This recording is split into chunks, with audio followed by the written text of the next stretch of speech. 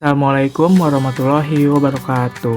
Kami dari kelompok 2 ingin mempresentasikan hasil proyek akuntansi biaya dengan judul Pengembangan Costing menggunakan Activity Based Costing Ayam Penyet Sambal Ijo Nyonya 09. Sebelum memasuki materi, izinkan kami memperkenalkan diri. Saya Risyad Hakim Riandra dan ada teman-teman saya, Dias Anggrani Putri, Neza Ramadhani, dan Siti Kuratu Aini. Selanjutnya, ini adalah daftar isi yang akan dibahas dalam presentasi ini. Pembahasan yang pertama adalah profil usaha. Ayam Penyet Sambal Ijo Nyonya 09 adalah usaha kuliner rumahan yang berdiri sejak 2019. Menghadirkan ayam penyet sambal ijo sebagai menu andalan. Usaha ini hadir sebagai solusi makanan cepat saji yang tetap lezat, terjangkau, dan penuh cita rasa tradisional. Dengan mengusung konsep penyajian sederhana namun berkualitas, Nyonya 09 berfokus pada pelayanan cepat, rasa konsisten, serta bahan segar setiap harinya. Berlokasi strategis, usaha ini melayani pelanggan secara langsung maupun melalui layanan pesan antar. Selanjutnya ada visi, misi, dan tujuan. Yang pertama ada visi, yaitu menjadi pilihan utama masyarakat urban akan makanan rumahan khas Indonesia, khususnya ayam penyet sambal ijo dengan cita rasa otentik dan pelayanan yang cepat, ramah, serta higienis. Yang kedua ada misi, yang berisi pertama, menyajikan ayam penyet sambal ijo berkualitas tinggi dengan bahan segar dan bumbu tradisional. Yang kedua, pelayanan cepat dan bersih demi menjaga kepuasan pelanggan. Yang ketiga, harga terjangkau tanpa kompromi pada rasa dan kualitas. Yang keempat, ekspansi ke lokasi strategis lewat konsep gerobak, kios, dan dapur bersama. Dan yang kelima, pemberdayaan tenaga kerja lokal melalui pelatihan dan lapangan kerja di sektor kuliner. Dan yang terakhir adalah tujuan yang berisi yang pertama, memberikan pengalaman kuliner memuaskan bagi pecinta pedas khas Nusantara. Yang kedua, mencapai keuntungan usaha yang berkelanjutan. Yang ketiga, memperluas jaringan penjualan offline dan online seperti GoFood, GrabFood, dan delivery. Dan yang keempat, membangun brand lokal kuat sebagai spesialis ayam penyet sambal ijo di Jabodetabek. Jadi di sini saya akan menjelaskan target konsumen dari ayam penyet Nyonya 09. Jadi di sini target konsumen dari usaha ayam penyet sambal ijo Nyonya 09 adalah para pekerja kantor, para mahasiswa dan masyarakat setempat dengan rentang usia 17 sampai 70 tahun yang memiliki preferensi terhadap makanan pedas dengan harga yang terjangkau sekitar 23.000 sampai 25.000. Karakteristik konsumen dari ayam penyet sambal ijo Nyonya 09, yang pertama, menyukai rasa kuat dan pedas sambal ijo yang konsisten. Lalu yang kedua ada gaya hidup efisien dan cepat tanpa kompromi rasa. Lalu yang ketiga ada loyal terhadap produk yang enak, praktis, dan mudah dipesan. Lalu di sini saya akan menjelaskan tentang analisis SWOT dari ayam penyet sambal ijo Nyonya 09. Di sini yang pertama ada strength atau kekuatan. Yang pertama, rasa sambal yang konsisten dan otentik, lokasi yang mudah diakses karena berdekatan dengan universitas dan perkantoran. Yang kedua, harga yang terjangkau di banyak kalangan seperti para mahasiswa dan pekerja kantoran dan memiliki kita memberikan jumlah porsi nasi sesuai dengan keinginan konsumen. Lalu di sini ada weakness atau kelemahan. Yang pertama, naik turunnya harga bahan baku seperti ayam, ikan, cabai, dan sayur-sayuran. Lalu yang kedua, varian menu yang terbatas, pelanggan bisa saja cepat bosan. Lalu yang ketiga, proses penyajian yang agak lama saat jam makan siang dikarenakan hanya memiliki 2 pekerja. Lalu di sini ada opportunities atau peluang. Yang pertama, tren makanan pedas yang terus naik, cita rasa sambal ijo menjadi banyak favorit para konsumen. Lalu yang kedua, dapat dipesan via online food delivery seperti GoFood, GrabFood, atau ShopeeFood. Lalu yang ketiga ada pengembangan sambal botolan agar para konsumen bisa mengkonsumsinya di rumah. Lalu yang terakhir ada threats atau ancaman. Yang pertama, persaingan ketat di satu wilayah yang sama dengan menjual menu yang sama. Lalu yang kedua, harga bahan pokok yang fluktuatif terutama cabai rawit. Selanjutnya, ada strategi bisnis. Strategi bisnis ini terbagi menjadi 2, yaitu Product Differentiation Strategy atau low cost strategi. Nah, untuk ayam penyet ini mengambil strategi low cost. Karena strategi low cost dalam bisnis ayam penyet menekankan efisiensi di semua aspek operasional untuk dapat menjual produk dengan harga lebih terjangkau, tanpa mengurangi keuntungan. Caranya antara lain dengan membeli bahan baku langsung dari peternak atau grosir untuk menekan biaya, serta menyusun menu yang sederhana agar proses produksi lebih cepat dan hemat. Selain itu, promosi dilakukan melalui media sosial dan strategi pemasaran berbiaya rendah seperti diskon atau paket hemat. Strategi ini ditujukan untuk menarik konsumen dari kalangan menengah ke bawah yang sensitif dengan harga, serta mendorong volume penjualan yang tinggi meskipun dengan margin keuntungan yang kecil. Pendekatan ini sangat cocok diterapkan pada pasar kuliner rumahan yang kompetitif dan sensitif terhadap harga. Yang selanjutnya ada jenis costing bisnis. Nah, ayam penyet sambal ijo ini memilih menggunakan proses costing dan job order costing. Nah, proses costing ini sesuai diterapkan jika ayam penyet sambal ijo memproduksi makanan dalam jumlah besar secara rutin setiap harinya dengan menu yang seragam. Dalam metode ini, seluruh biaya produksi dikumpulkan per hari atau per batch, kemudian dibagi rata untuk setiap porsi. Nah, kalau job order costing lebih tepat digunakan ketika menerima pesanan khusus atau layanan catering, di mana setiap pesanan bisa berbeda. Pada metode ini, biaya dihitung secara spesifik untuk masing-masing job atau pesanan. Selanjutnya ada identifikasi biaya berdasarkan cost assignment dan cost behavior. Yang pertama ada ayam, yaitu bahan utama per porsinya. Di cost behavior termasuk variable cost, dan di cost object termasuk di direct cost.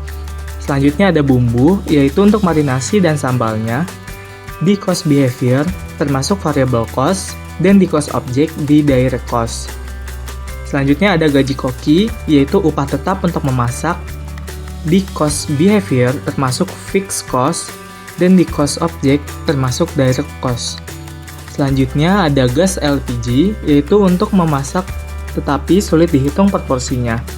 Di cost behavior termasuk variable cost, dan di cost object termasuk di indirect cost. Selanjutnya ada sewa tempat, yaitu biaya rutin untuk lokasi usaha. Di cost behavior termasuk fixed cost, dan di cost object termasuk indirect cost. Selanjutnya ada listrik, yaitu dipakai untuk operasional dapur.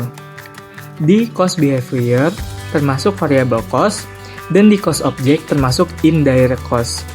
Selanjutnya ada kemasan, yaitu plastik atau kotak makan untuk per porsinya. Di cost behavior termasuk variable cost, dan di cost object termasuk di direct cost. Lalu di sini saya juga akan menjelaskan tentang identifikasi indirect cost. Yang pertama, indirect cost dari administratif, yaitu gaji untuk 2 pekerja atau lebih yang merangkap sebagai kasir dan koki, biaya pulsa atau kuota internet untuk HP usaha, untuk pemesanan via chat atau online food, lalu biaya bank seperti transfer dan admin rekening. Lalu yang kedua, manufacturing overhead, biaya seperti listrik, air, gas LPG, pemeliharaan, peralatan masak seperti kompor, wajan, sutil, rice cooker, kontainer makanan, dan rak makanan, dan sewa tempat usaha. Lalu yang ketiga ada selling distribution, biaya untuk mendukung penjualan seperti biaya kemasan makanan yang digunakan seperti styrofoam, sarung tangan plastik, biaya promosi, banner. Lalu, ada identifikasi biaya berdasarkan cost hierarchy level. Dalam cost hierarchy level ini berisi 4, yaitu unit level cost, batch level cost, product level cost, dan facility level cost. Yang pertama, ada unit level cost yang berisi seperti ayam potong, nasi putih, sambal ijo, termasuk cabai, tomat, hijau, bawang, dan minyak. Lalu lalapan yang berisi kol dan timun. Kemasan yang berisi kertas nasi, mika, plastik, dan sendok. Lalu ada gas LPG, itu proporsional per porsi. Lalu ada biaya listrik untuk pemanas dan blender. Ciri dari unit level cost ini, semakin banyak porsi terjual, semakin tinggi total biayanya. Yang kedua ada batch level cost yang berisi biaya penggorengan ayam, pengolahan sambal hijau dalam jumlah besar, biaya cuci peralatan besar setelah satu batch masak, biaya transportasi pembelian bahan baku, dan upah tenaga kerja harian berdasarkan shift. Ciri dari batch level cost ini tidak tergantung jumlah unit, tetapi tergantung jumlah batch, seperti masak 30 atau 60 porsi sekali masak, tetap pakai satu batch sambal.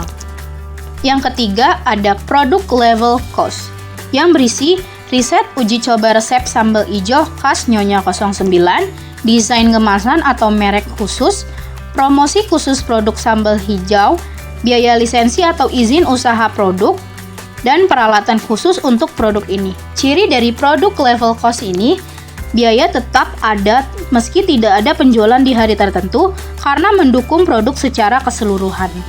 Yang terakhir ada facility level cost yang berisi sewa tempat atau kontrak lokasi, listrik umum yang berisi penerangan, kulkas, kipas angin, lalu gaji karyawan yang bukan harian, biaya kebersihan harian atau pekerja tambahan, pajak usaha, peralatan dapur, serta internet dan pulsa untuk orderan via online. Ciri dari facility level cost ini, biaya tetap dikeluarkan meskipun tidak ada penjualan pada hari tertentu. Selanjutnya ada identifikasi cost driver. Yang pertama itu ada direct material cost atau biaya bahan baku. Contohnya kayak beli ayam, minyak goreng, cabai, nasi, lalapan, tempe, dan tahu.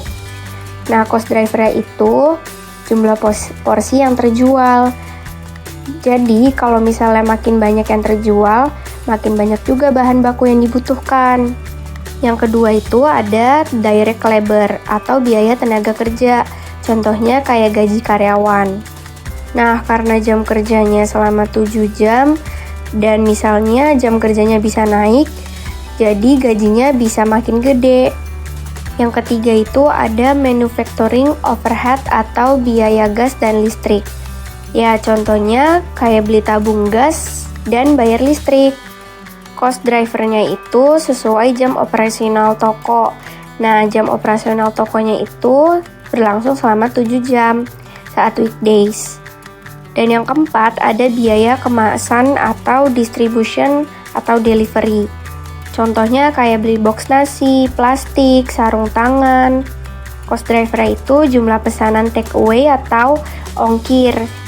Yang kelima ada sewa tempat atau rent cost. Contohnya biaya sewa bulanan. Nah, ayam penyet hijau ini biaya sewanya per bulan 3.600.000.